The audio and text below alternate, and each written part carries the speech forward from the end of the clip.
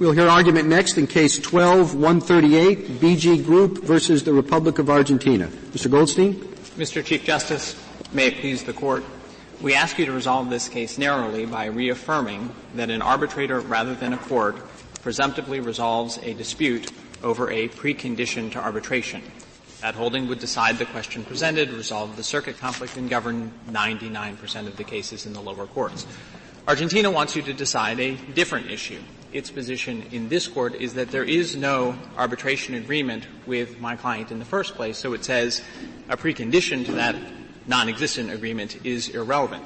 Now, Mr. Goldstein, do you take the position that parties can't, by contract, say this particular precondition goes to the party's consent to arbitrate?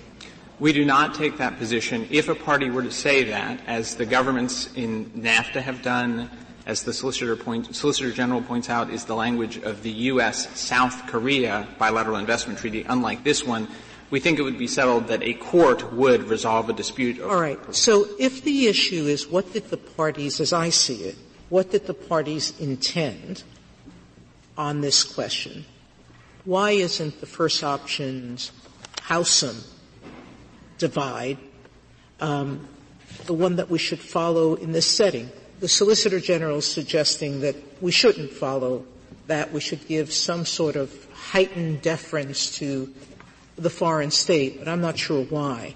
Because the issue is always about what did the parties intend. And if the issue is always about that, don't we look at the text, the custom and practice of the industry, the behavior between the parties?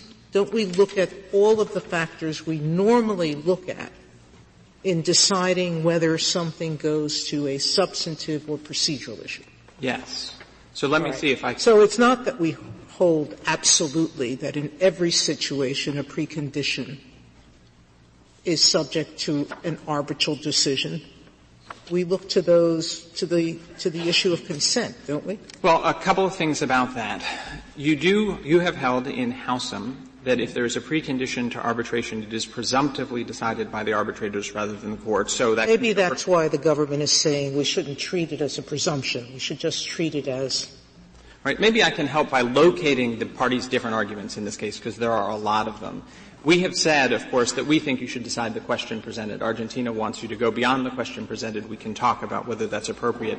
If you did decide the question of consent, I think you would do it in a three-part opinion, and some of the parts are contested and some aren't. This is how I would write the opinion. Part one would say, look at our decision in Howsam, and it's undisputed here that if this was an ordinary contract case, just between two American companies, then BG Group would win, because this looks just like a procedural precondition. It's like the John Wiley staged grievance procedure, and I don't think the other side argues against that. Then the other side has given you two different arguments for why you wouldn't apply Howsam and why you might have a different analytical framework. The first argument, we could call it part two of the opinion, is the argument of the United States. And what the United States says is, look, the difference between this and Howsam is it's an international case. And what's different in international cases is that when you dealt with Howsam, you dealt with a set of expectations between parties agreeing to arbitrate that may not apply in the international context. And so maybe it's different. Now and the reason they say that it's different is that an international case, when it's cited in the United States, is governed by the New York Convention. And in a New York Convention case, whether it's a commercial case, whether it's an international treaty arbitration case, what the rule of judicial review is, and that's what we're looking at here. Do the arbitrators finally decide the question, or does a court on judicial review decide it? In a New York Convention case, you look to the law of the situs. Here, the United States, the Federal Arbitration Act. So I take the Solicitor General's position to be this. Look, when you have Argentina arbitrating against a company from the United Kingdom, then the Argentina and the UK company don't have any ex ante understanding about whether the dispute will be finally resolved by a court or instead the arbitrators, because who knows where the arbitration would occur. Here it occurred in the United States. Our answer is that this objection answers itself. It's true that they don't have a specific judicial system that it will be ahead of time when they sign the treaty. Argentina signs a treaty with the United Kingdom. They don't know whether a dispute over this precondition will be resolved de novo or instead it will be resolved deferentially because they don't know where the arbitration will occur. But they do know that the applicable law will be the situs of the arbitration. And there is precedent on this. The government's argument here is about international arbitration governed by the New York Convention. There are 149 signatories to the New York Convention. There have been thousands of challenges to arbitral awards under the New York Convention. And we are unaware of any precedent from any country ever that says we are going to not apply our domestic set of rules, here the Howsam first options lines, because this is an international case. We know that — I'm not sure that this argument helps you, but it's your argument. But this arbitration took place in the United States because the parties agreed that's where it would take place, right? Correct. So your argument is that by agreeing that the arbitration would take place in the United States, they bought into U.S. arbitration law, no international modification.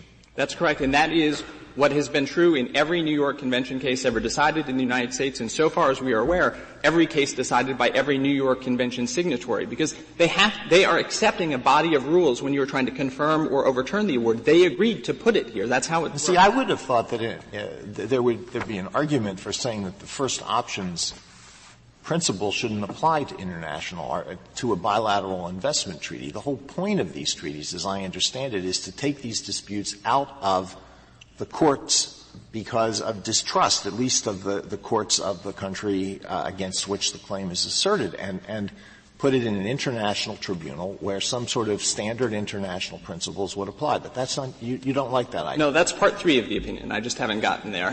Here's the reason why, and that is the government's argument about the New York Convention doesn't have anything to do with investment treaties. It's about the New York Convention, and so it would apply a company from Japan sues a company from Ecuador, and they arbitrate in the United States. So the government's position has very wide-ranging consequences for any international arbitration in the United States. Now, Argentina does make the argument that you've described, and this is the next part of the opinion. If we got past the government's position, which I don't think has any precedent for having a special international rule, we come to Argentina's argument. And Argentina says this. Look, the reason this isn't Howsam is that this is a unilateral contract, effectively, and that is we put our treaty out there, and now BG Group has to do something in order to create an arbitration agreement in the first place.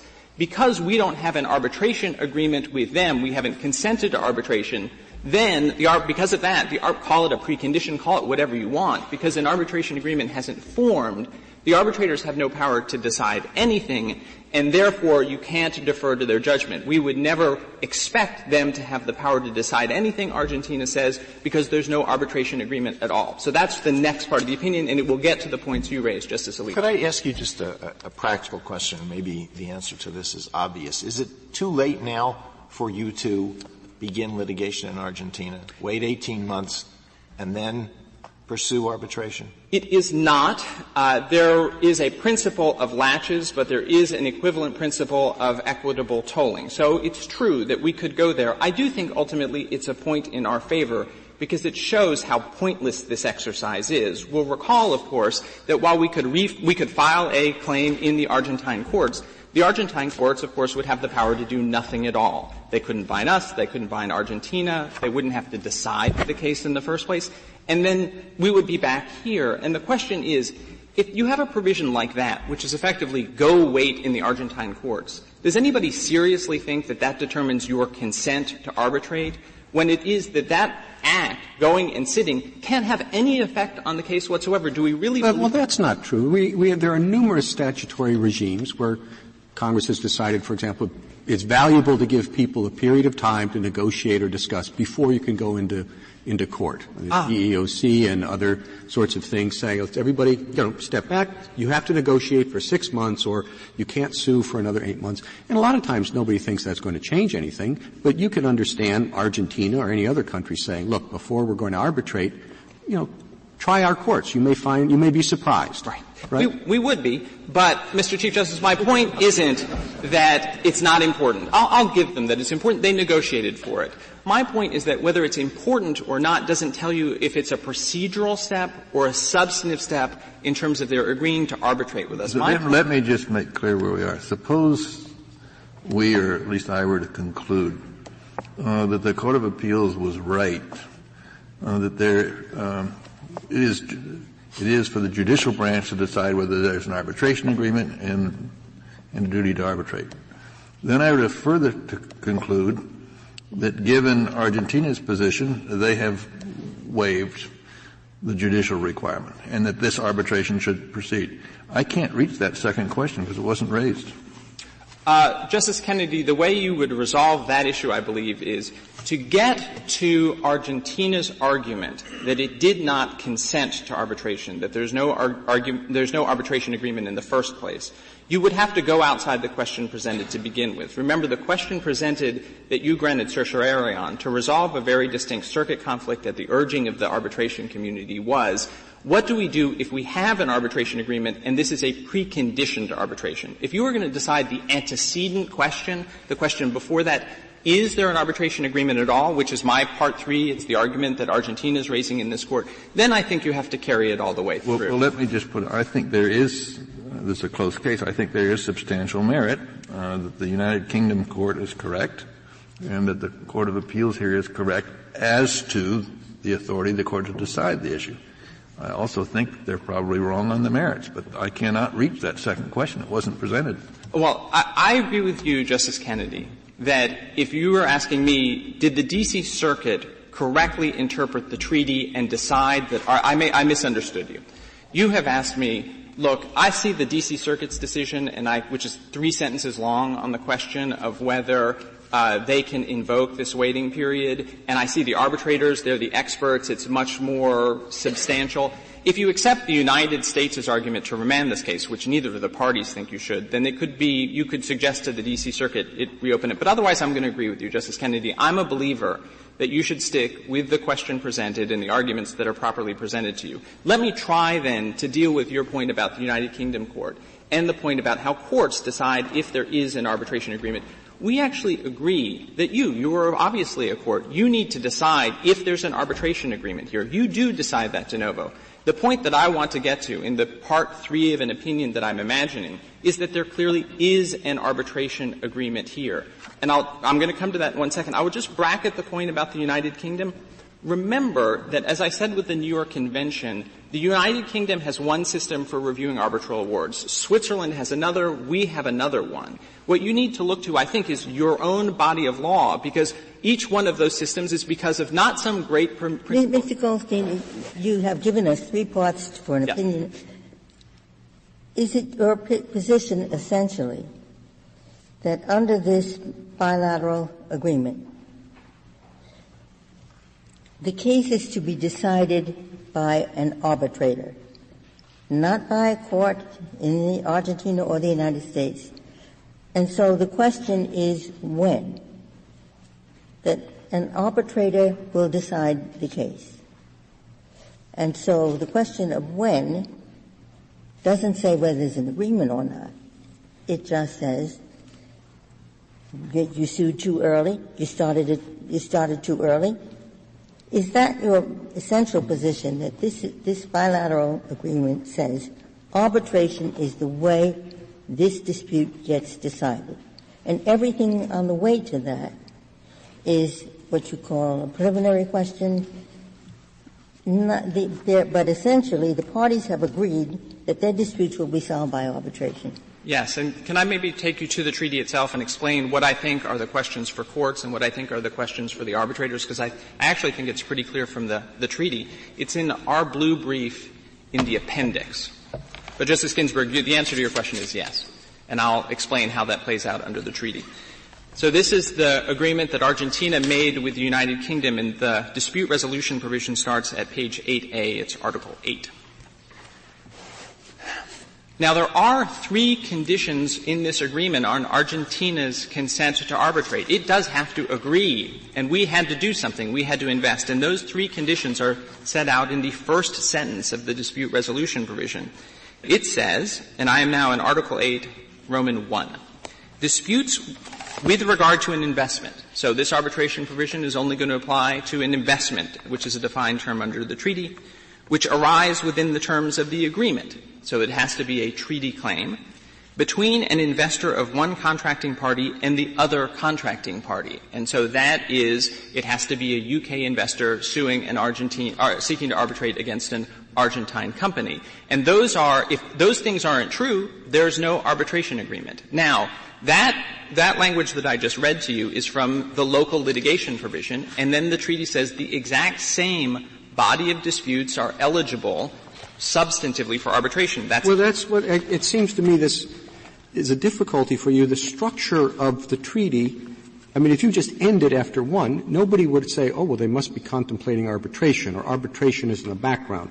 They say, look, you've got a dispute. If you don't resolve it, you bring it in court. Right. And nothing about arbitration even in the background. Then they say, if you want to go to arbitration, you can. So when you look at just the structure, it seems to suggest that Article 8.1 is not part of the arbitration provision.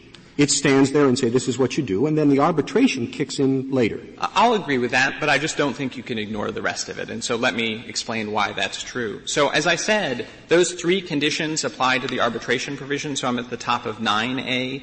The aforementioned disputes, those are the ones that meet the 3 conditions, shall be submitted to international arbitration. And then, Mr. Chief Justice, it turns immediately to the relationship between the local litigation and the arbitration. And it's common ground that in the example that you gave, if you had just Part 1, and I just think it's a really important by you, Mr. Chief Justice, and that is, if this provision said, go litigate in the local courts, come what may, this would be a completely different case. But this provision is wildly different from that. It says, go to the local courts.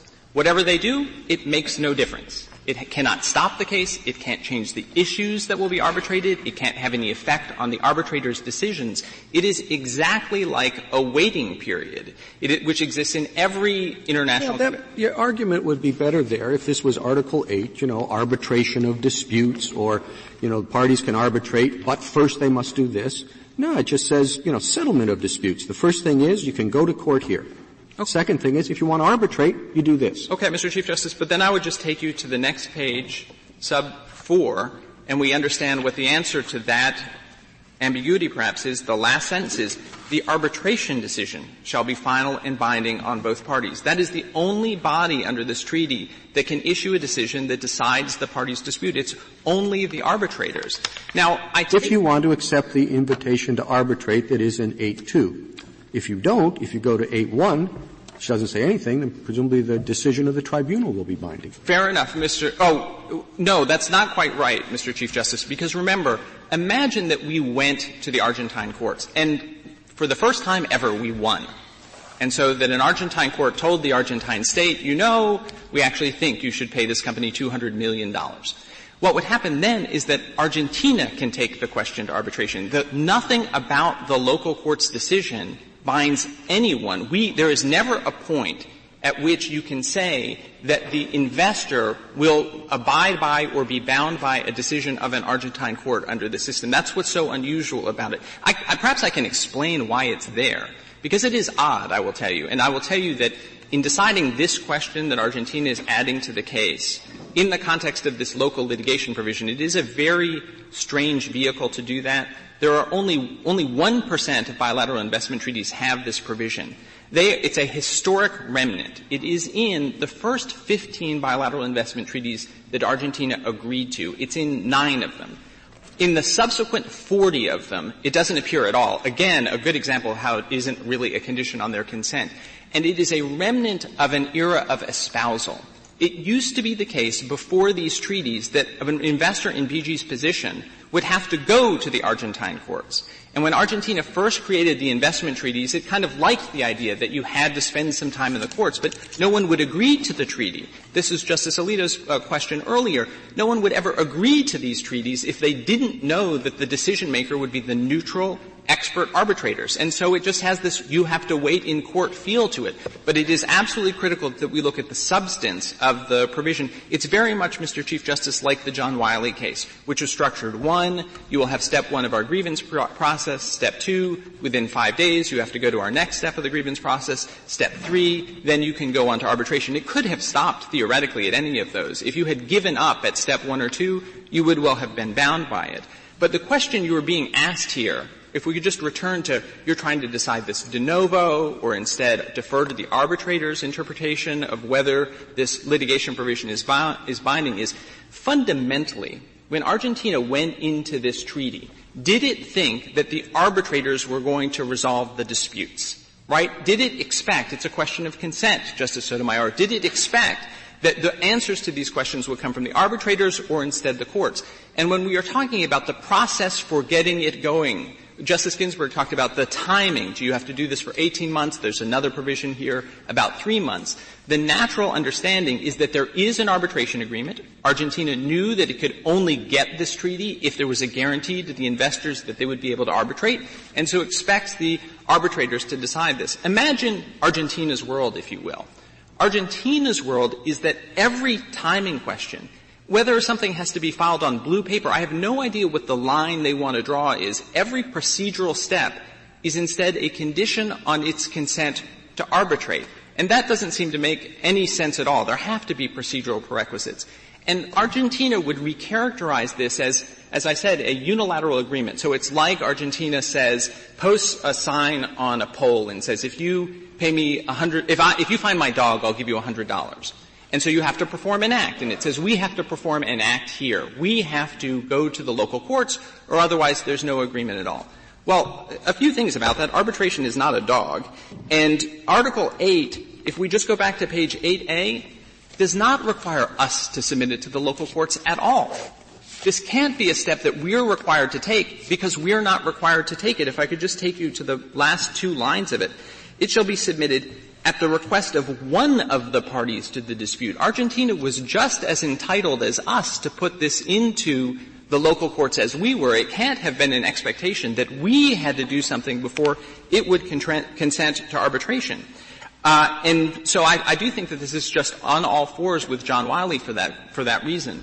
The only other thing that has been put on the table in front of you is the question of whether Argentina's sovereignty should make a difference here. And this is kind of the second theme of the brief of the United States. And I would say about that the Foreign Sovereign Immunities Act, which was discussed, of course, in the last argument, has an express waiver of sovereign immunity for arbitration awards that's controlled here. And when the Solicitor General's representative speaks, if that person were to talk about what the treatment of these issues in other countries is, we are unaware, again, of any country in the world where the arbitral system of review in the courts changes in the slightest because one party happens to be a signatory to a treaty. And that makes a ton of sense. Again, this is fundamentally a commercial relationship. Argentina knew that it couldn't, in the crisis that gave rise to these investment treaties, Argentina couldn't get the money to come into the country if it hadn't agreed to arbitration. Counsel, what do you do with winter shell? So, Your Honor, I think that there are a variety of cases out there that deal with the question in other jurisdictions of different ways of reviewing arbitration awards. And those are unique to their own arbitral system. We've cited a decision from France, for example, that follows your Howsam line.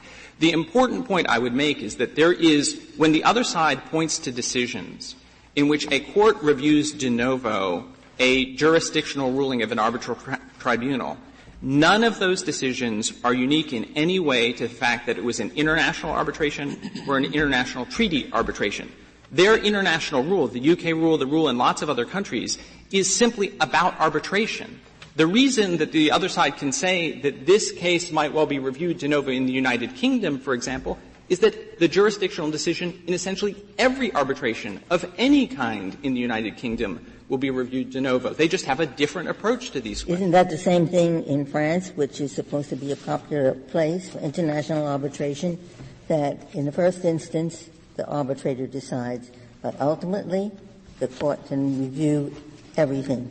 That is not the most current view, Justice Ginsburg. In a case called Nihon Plast, which was the most recent Court of Appeals decision in France in 2004, the Court adopted the procedural substantive distinction that very much parallels Justice Breyer's opinion in the Howsam case. But even if it were the case, it's because the French have their own approach to arbitration. We have a system that says, look, if you can always run off to court because of any of these procedural objections, it has to be on blue paper, you didn't wait 30 days. Another great example would be, in lots of arbitration provisions, you have to submit a sufficiently detailed statement of claim to the arbitrators. Well, that would be. Do I understand your position that in this case you did not have to go to the federal, to the Argentinian court by reason of the language in this agreement and not by reason of anything that Argentina did? The language in the agreement meant that what Argentina did disentitled it from being able to rely on this provision. I'll take you quickly, if you don't mind, to the provisions of the treaty so you know what I'm talking about. There are two of them. One is the one that the arbitrators relied on, and that is in the arbitration provision 8.4, which is on 10A, says that the arbitral tribunal shall decide the dispute in accordance with the provisions of this agreement, the laws of the contracting party involved in the dispute, including conflict of laws, and then at the end of the sentence, the applicable principles of international law. So this exhaustion requirement, it's not even an exhaustion requirement, the local litigation requirement is subject to international law. And then earlier, and so three other tribunals have reached the same conclusion as this one, that for that reason of that provision, you can't rely in the particular circumstances on the local litigation. And then Article 3. Say that again. Oh, sorry. There are three other tribunals that have reached the same conclusion as this one, and that is Argentina can't rely on the local litigation provision because it effectively closed the courthouse doors. Its own conduct disentitled it. Then 10 other tribunals have reached the same conclusion based on Article 3, the most favored nation provision, because this requirement doesn't exist in the Argentina-U.S. bid. There are only 3 tribunals, to be clear. Only 3 tribunals out of 16 or 17 have agreed to enforce it, if I could reserve the remainder of my time. Thank you, counsel.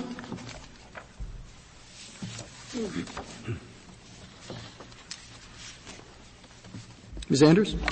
Mr. Chief Justice, and may it please the Court, the government's position in this case is based on the fact that this case involves a bilateral investment treaty in which the states parties set forth a standing offer to arbitrate in the treaty itself. Because it's the treaty that determines whether there is an arbitration agreement in this case, principles of treaty interpretation have to be used to assess whether there's an agreement. So therefore, applying the domestic law presumptions that are set forth in Howsam to this type of investor-state arbitration, we think would not be appropriate. Howsam shouldn't apply by its terms because the question here is a question of treaty interpretation, not a question of the likely expectations of parties to a domestic commercial contract. I must say I don't follow that line of argument. I mean, it seems to me the treaty sets the framework for an agreement, but it is ultimately the agreement that governs. Well, there is no agreement unless the investor submits the claim to arbitration in accordance with the terms of the treaty, the conditions on the state's consent. So, for instance, in United States investment treaties and free trade agreements such as NAFTA, the United States says that an investor may submit a claim to arbitration only if it first satisfies certain procedural conditions. I can't find it. It seems to me this is sprung full-blown from someone's brain that is not well embedded in any law that I could yet find. That is it's not meant to be rude. I'm trying to figure out where this idea of the consent thing comes from. After all, it apparently comes from our Korean treaty and maybe one other, but I can't find it I can't find it. The question in the case is this particular agreement, namely an agreement to go to the court first, shall we count it as that kind of matter as to whether this is arbitrable that goes to a judge, or rather is it that kind of procedural Howsam Wiley type thing that goes to an arbitrator? Now, we did our best, I think, to try to explain how to distinguish the one from the other in our precedent. Now, you use different words. You use these words about consent, which doesn't appear anywhere in this treaty. But I think you're trying to get at the same thing. And if you're not trying to get at the same thing, why? Why not? What are you trying to get at? Well, I think the reason that applying Howsam and its presumption that certain procedural type requirements, like notice requirements, would be decided by the arbitrator, the reason that would risk subjecting a state to suit without its consent is that in investment treaties, what the states do is they say we will be subject to arbitration under certain circumstances, but they also place limitations on their consent to that adjudication in order to satisfy important sovereign. So if in fact there was a state that said, look, they don't say anything in the treaty, but it turns out for purposes of counting time limits, for filing a brief, they count Saturdays, but they don't count Sundays. All right? And the government says quite sincerely, if we had known that they were going to do that, we never would have agreed. I'm trying to get an example of something that is as purely procedural as I can imagine, something no one in his right mind would think a judge rather than an arbitrator should decide. But under your rule, you're going to say the judges decide that and not the arbitrators. Well, and that's what is bothering me about your rule. Well, they decide them because the state sets forth in the treaty itself that these are limitations on their consent. So well, by the way, in the treaty itself, you can have dozens of things, as was true of Howsam. We will follow the Untitled, the UNCI or the AAA rules. And you look up AAA rule number 1872B, and it says just what I said. Okay? So now it's in the treaty itself. And why should that matter? Because, for instance, what the United States has done in negotiating its treaties and free trade agreements for decades in every one of these agreements is it has said we need to limit the circumstances in which we are I've only found two, by the way. One was Korea, and I can't remember the second. Well, we cited in our brief the Korea. But in any case, you explicitly say these are our conditions of consent. And you raise the question to me. You don't answer it. Because suppose one of those conditions had to do with blue paper rather than white paper. Suppose that they were just what I said. Nobody still would think the United States was resisting arbitration on such a matter. Well, to give you an example of a condition that we've actually used, NAFTA requires, as a condition on the United States consent to arbitrate, that the investors, when they submit the claim to arbitration, they waive their right to pursue other remedies. And that satisfies very important sovereign interests that we have in not being subject to parallel. Here you're putting ourselves, I gather, that the UN rules, the AAA rules, the scholars who file our briefs, the doctrine of competence, whatever that might be, is in fact far broader than what they want. It submits virtually every question of arbitrability to the arbitrator. And the United States is taking a position quite contrary, I guess, to most of the world. I don't think that's correct, Justice Breyer. What we are saying is that when a condition goes to consent, whether it is fulfilled or not. How do we know that? How do we know that?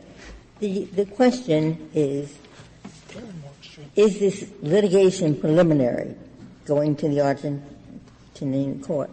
Is the litigation preliminary a condition on the consent to arbitrate a dispute? What is the answer to that question in the view of the United States? Well, that's a question of treaty interpretation, and this Court has said that you look to first the text, but you also look so you've done all that. And what is the United States? The United States is saying, you should look to all these sources and then answer the question, is the litigation preliminary a condition on consent to arbitrate the dispute? So after looking at the sources that the United States is telling the Court it should look to, what is the answer of the United States to that question? Well, the United States doesn't feel that it's appropriate for it to express a definitive view on that question now because the parties have not argued this really as a question. Well, I would feel better about that argument, Ms. Andrews, if you had at least suggested how we should go about deciding that question, yes. Because you read your brief, and I don't know what a consent-based objection is. In fact, you say consent-based objections can look very, very procedural, and it's still consent-based. Or it might not be consent-based. So all the techniques that we use in the Howsam first options line of cases seem to go out the window and not be replaced with anything else. I don't think that's right. I think what you look to, just looking at the text, you could look to whether the text expressly calls something a condition on consent. So, for instance, in NAFTA, NAFTA says that there are certain conditions precedent. That's no different from the rules we apply when there isn't a treaty, of course. I mean, if the arbitration agreement said that, that the agreement is conditioned on. Of course. So what else? What different rules would you apply other than the common sense rules that we use for arbitration agreements? Well, you would also look possibly for mandatory language in the treaty. So, for instance, if the treaty says that we would look to mandatory language in the arbitration agreement. I think that's right, but the problem with applying Howsam is that it's a presumption that purely based on the nature of the requirement. So the fact that it is a notice requirement, the fact that it is a time limit, that means that it's procedural, and therefore the arbitrators would decide unless there's clear and unmistakable evidence. Principle? If some requirement seems to serve virtually no purpose, it's unlikely to be a condition of consent. Would you accept that?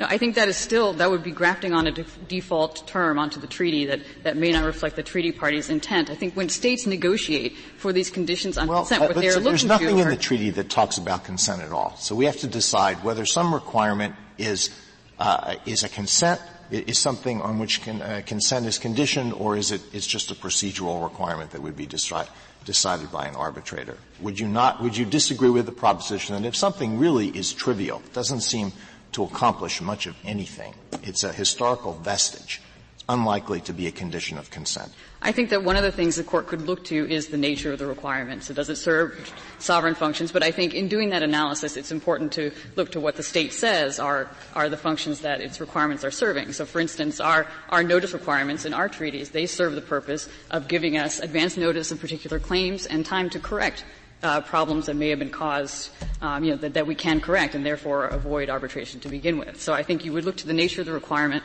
the text of the treaty, whether it's mandatory, whether it's expressly conditional. You can also look, obviously, to what this Court has called aids of interpretation. So that would be the post-ratification understanding. If this were our treaty, we would bring in, the letter of transmittal that the Senate had, that the State Department had provided after it had negotiated the treaty. There'd be a lot of information like that a court could look to.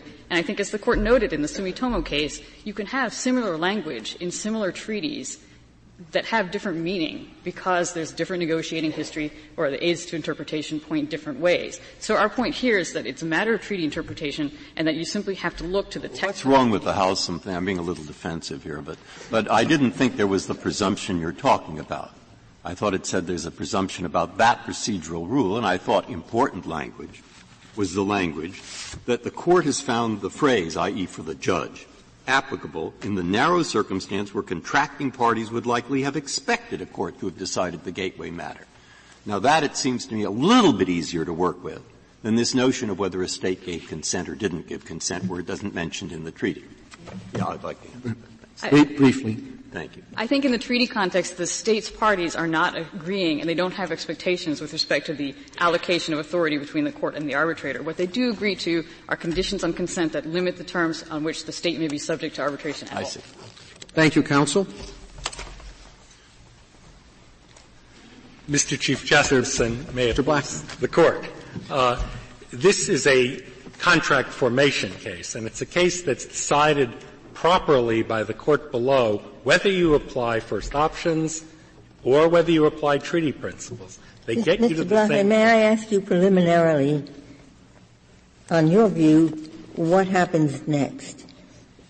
Can this party, I suppose you're right, can the BG Group institute an action in Argentina, and if it's not resolved within 18 months, invoke arbitration?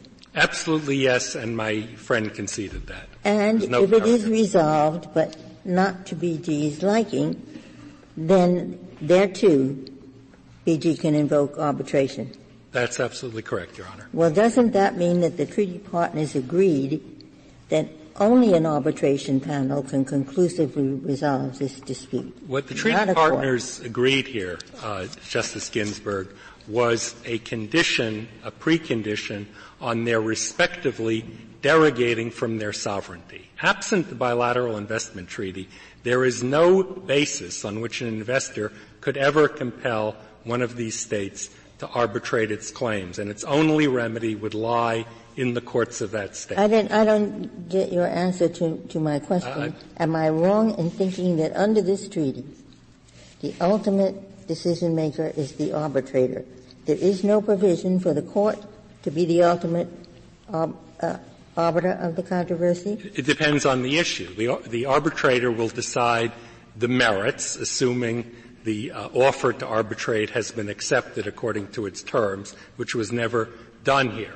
After that, depending on the issue, there will or will not be judicial review of some kind. And what this Court said as a matter of U.S. law in first options, and what all the other countries say, and our brief really was not disputed on that point, is that issues of jurisdiction, whether a contract was ever formed, whether there ever was an agreement to arbitrate, is ultimately an issue for a court to independently de novo decide. Why are you complaining about the other party not initiating proceedings in the Argentine courts when, if you really wanted those proceedings to occur, you could have initiated proceedings in the Argentine courts? First of all, as first option said, we didn't need to do that. First option was very clear that it did not require someone who is resisting arbitration and objecting to the arbitrator's jurisdiction because there is no agreement to run to court, which would also be very bad policy. We don't want people running to court. We want them to try in arbitration, but subject to judicial review if the arbitrators get it wrong on the fundamental jurisdictional question. I must say I don't understand that. When you're appealing to a condition for the thing to occur, and you can bring that about as readily as the other side, it's dog in the manger comes to mind. No, we weren't the aggrieved party, Justice Scalia. We were not seeking relief. They're the ones who are complaining. We're the putative defendant, the respondent. There'd be no reason for us to go to court. What our offer to them was, first of all, you have to go to our courts for 18 months. And then it says in 8.2, and it refers specifically to the aforementioned disputes, i.e., those disputes that have been brought to our courts, those aforementioned disputes can then be arbitrated, quote, under the following circumstances. And the first of those in 8.2, A1 is waiting the 18 months, and then quite importantly, or in 8.2b, the parties can separately agree to arbitrate. Well, if they don't separately agree to arbitrate, which did not occur here, you have to go through A1, which is either wait the 18 months so the local court can try to deal with it, and I'll tell you why that's important in a moment, or the local court does actually adjudicate it, and then the party who's unhappy with that does have the right then and then only to go to arbitrate. And that's the temporal sequence that the D.C. Court talked about, and it's set forth in the structure of the treaty that the Chief Justice talked about. You go 1, 2, 3. They're in order for a reason. That's the D.C. Circuit treated this as there is no agreement until you go to the local court first. That's correct. The argument is that there is an agreement to arbitrate. That will be the method of dispute resolution. You have to take certain steps before. So you have to go to the local court. But why isn't the dispute settlement mechanism decided on by the parties arbitration? And then what you have to do before that is in the nature of a procedural condition. I don't think that's the correct analysis, Justice Spencer, because the dispute resolution mechanism, which is again is an offer made by two states. Mr. Buckman, can I just ask you to assume for a second that that's not so? If you had if BG and the Republic of Argentina had itself entered into this agreement, would you agree that this is a typical Howsam kind of provision? I would actually not, Your Honor. Howsam, let's talk about the facts of Howsam. Howsam there was no dispute that there was a contract between the Howsams and the broker-dealer to arbitrate under the NASD rules. Those NASD rules themselves contained an eligibility requirement that the claim can't be more than 6 years old. And those same rules also said the arbitrators get to decide about the interpretation and application of our rules. So it was a classic situation. So how do you distinguish John Wiley, which I think has two components, and the second cuts against you? And the first cuts in our favor, Justice Sotomayor. That's exactly right. My friend kept talking about John Wiley as involving only the issues of procedural preconditions. But the first part of John Wiley, where the Court says quite clearly you have independent judicial review, has to do with whether there is an agreement to arbitrate at all between the parties. In that case, the party sought to be pulled into arbitration against its will was a successor, and the issue which the Court independently decided was, is that successor a party? Everybody's getting to the same question, I think, but I haven't quite heard the answer. Of course you're right, in many countries, the question of arbitrability, that is to say, is there a contract, is for the Court.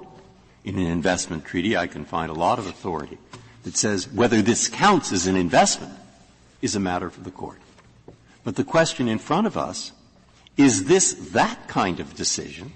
Is it one for the Court, or is it one for the arbitrator? And to just summarize why it might be for the arbitrator, A, it's procedural, but that's not sufficient. B, it refers to whatever it is, Uncatral. Yes. It refers to their rules. Their rules provide all matters of competence over the arbitrator. The scholars have done exhaustive work saying most countries think that. The doctrine of competence competans goes further. And you also have the AAA rules which say the same thing. So those are all against you. For you is the position of the item in the document, first and foremost. All right. I'm trying to summarize what I've got as the arguments for and against. Now, what do you say to make me think there's even more for? I agree with you. The text is key and the text controls. However, I strongly disagree, with all respect, to your statements about competence, and what other countries do, because we have shown essentially without dispute here, and this is in the third restatement, and it's in the case law of all these other countries, that competence, or competence, or if you say it in German with a K, all that means is the arbitrators get the first crack at it. Yeah, so I agree that's not the last word. But those are not relevant. I mean, those are relevant. I'm saying they would go farther. And I think in what I've seen so far, it gives on certain kinds of procedural gateway questions deference to the arbitrator, which is what is at issue here. And now I'm back to the same question. What is your evidence from this contract that this is not the kind of gateway question that is for the arbitrator? This is, and again, my friend conceded this is an offer to a unilateral contract. How does a unilateral contract get formed? Here we're back at our basic contract formation principle. I don't think he conceded it. He conceded that was your argument. No, I think, well, then I misheard. There's a subtle difference between I misheard him then, and I apologize, Justice Scalia. But this is, in fact, if you apply ordinary contract formation principles, as the Court says you must do in First Options and in Granite Rock, if you apply those principles, this is classic offer, and the offer, we all know, has to be met by an acceptance on those terms, not on other terms. Well, you said a few minutes ago you were going to explain why this local litigation requirement is important. And that is important to me because I don't see what it accomplishes. I can understand a waiting period, but this is more than a waiting period. No. You have a party who doesn't want to litigate in the courts of Argentina, doesn't think it's going to get a fair shake there.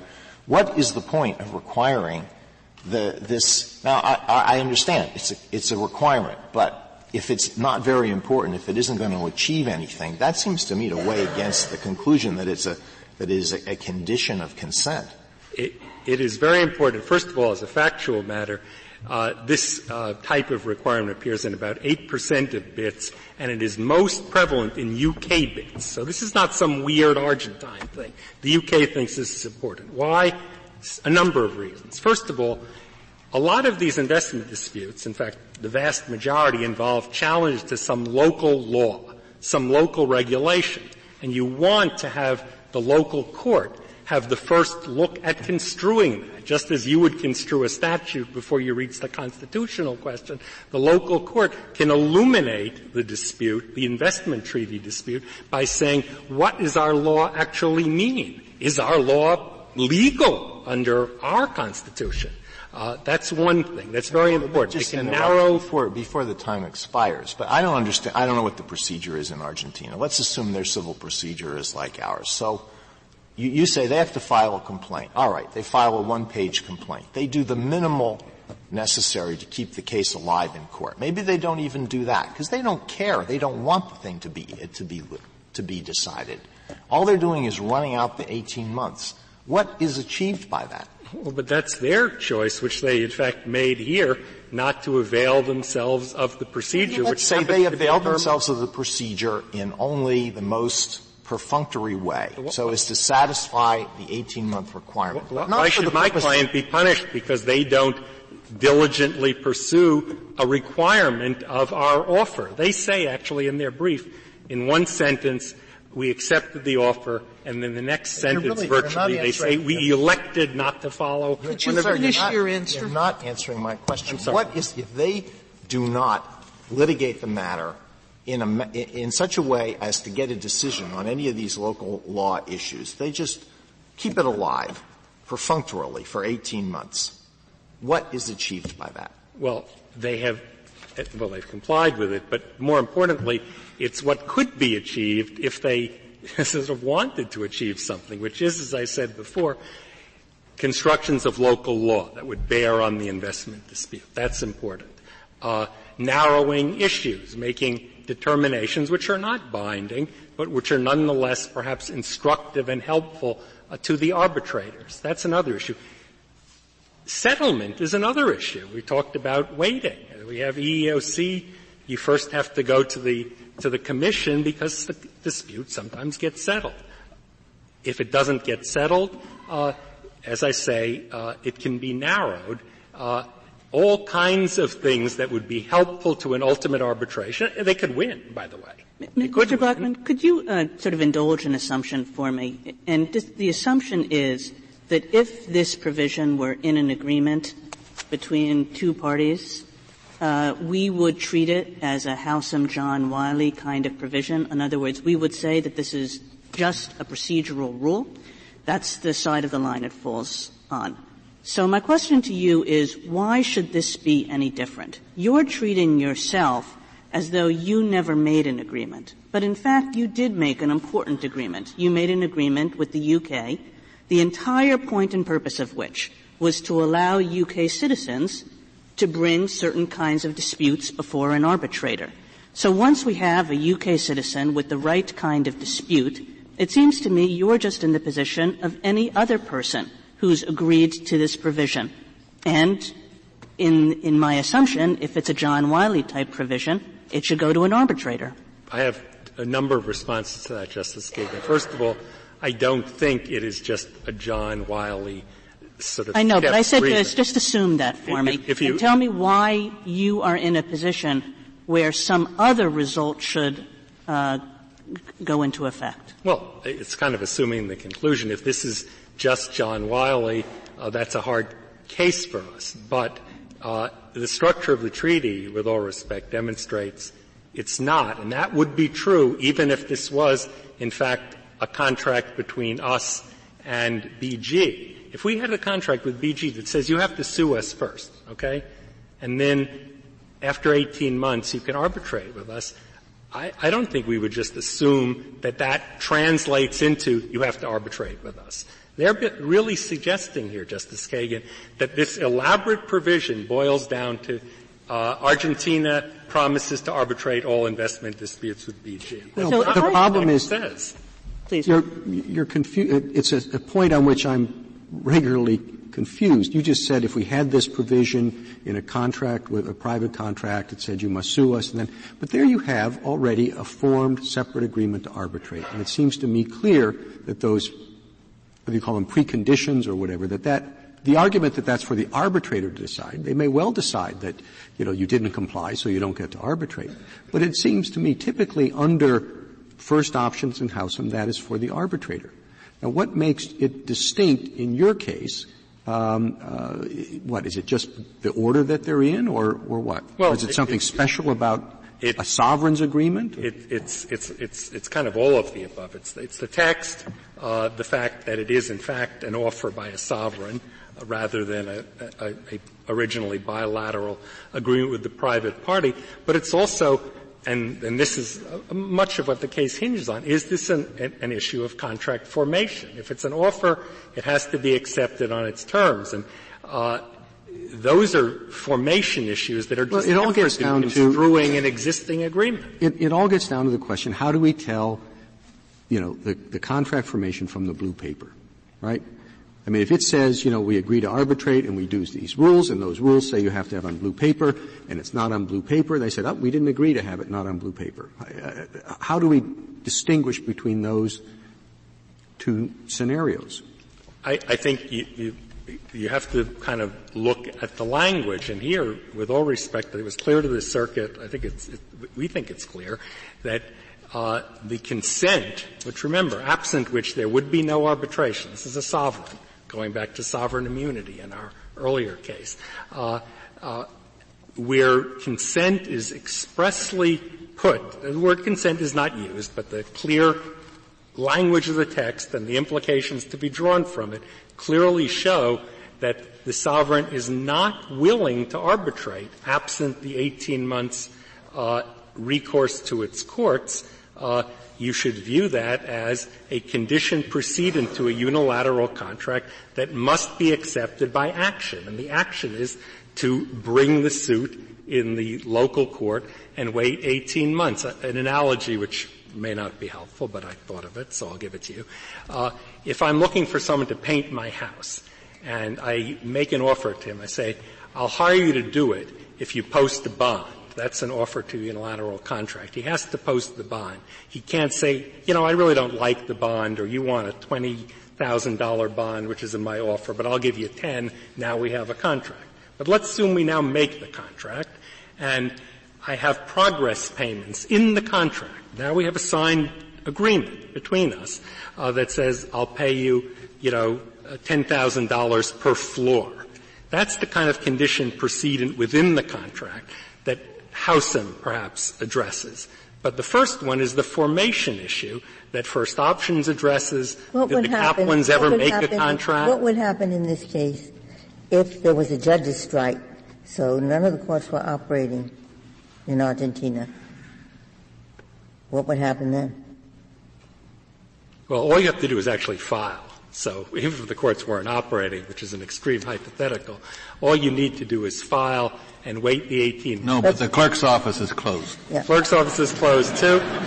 I suspect that there would be a very strong case to be made to the arbitrators that if the claimant, unlike here, did everything it could to comply, and here, remember, the claimant deliberately, quote, elected not to comply, the arbitrators might well find that the condition was excused, and a reviewing you can't say that. You can't say that. There's no arbitration agreement under your. Well, there's going to be an arbitration in the first instance. Your whole argument gives me intellectual whiplash. You have to say, well, you have to go first to the court because that's what the arbitration mechanism provides. But there's no arbitration mechanism. No, but in this case, what would happen would be what happened in First Options and often happens.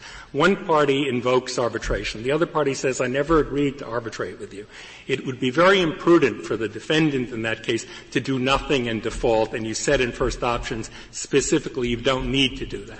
So you present the issue to the arbitrators, and you would then argue that there's no agreement, and the arbitrators would say that, well, there is an agreement or a condition was excused, and ultimately on judicial review, on your facts, undoubtedly a court would be likely to find, well, of course they did their best, they tried to comply with the condition. But that doesn't affect, to use my friend's terminology, the question presented, which is who decides in the first instance and then finally. Thank you, counsel. Mr. Goldstein, 5 minutes. Mr. Chief Justice, I do have a rule that distinguishes the A4 paper. And that rule should be, and we think it does follow from the analysis of Howsam, which is just a thinking about when people make agreements and what they expect, is that an arbitration agreement is formed and a party consents to arbitration when they guarantee that the ultimate decision can be made by an arbitrator, not a court. It's forum selection. We're going to have the ultimate decision made by the arbitrator. And that rule is applied in the investment treaty context as follows, and it is there is consent to arbitration when the investor is guaranteed that their claim can ultimately be decided by a court, and the state can't force it to be ultimately by an arbitrator, and the state can't force it to ultimately be decided by a court. And I'll show you where that rule, how that line is divided in this treaty. And that is, I gave you the three conditions at the beginning. Those are not A4 paper.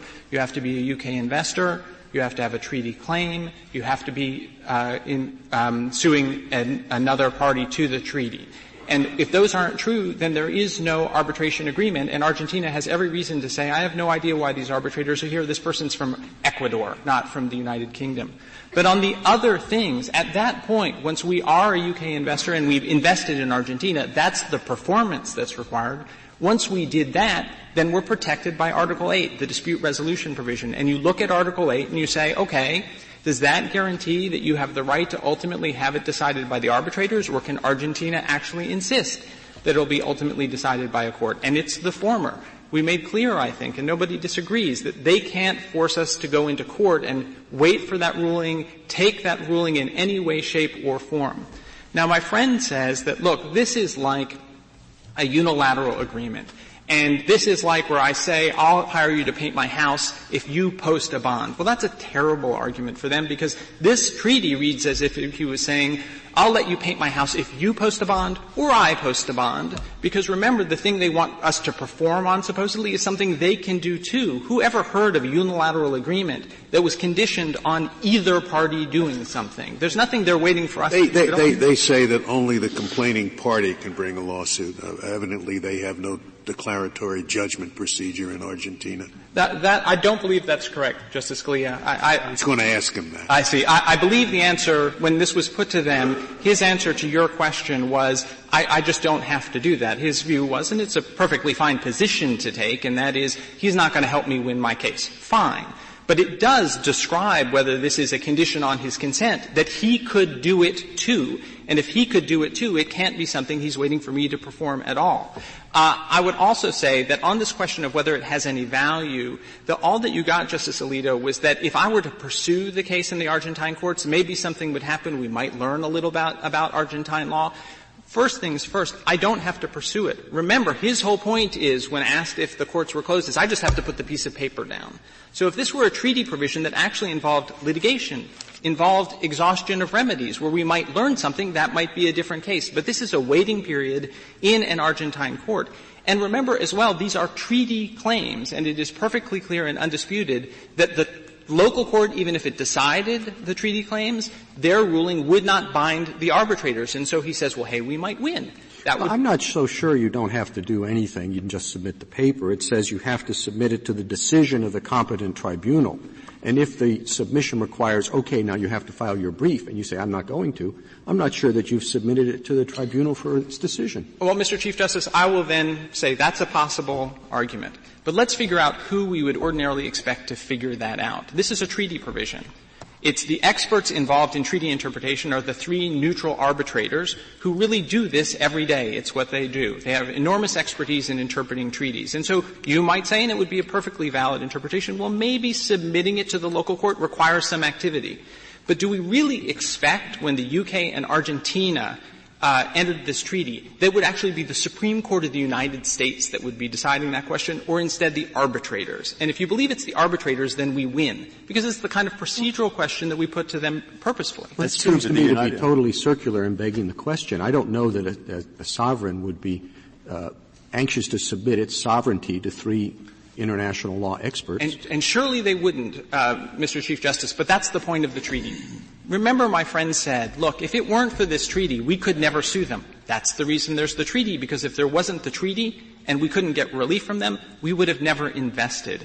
And so the whole point of this treaty is to put these disputes into arbitration. There's no special substantive rights in these treaties. They're all customary international law. The thing that matters in this treaty, the thing that matters in all the treaties, is I don't have to have my case decided by an Argentine court.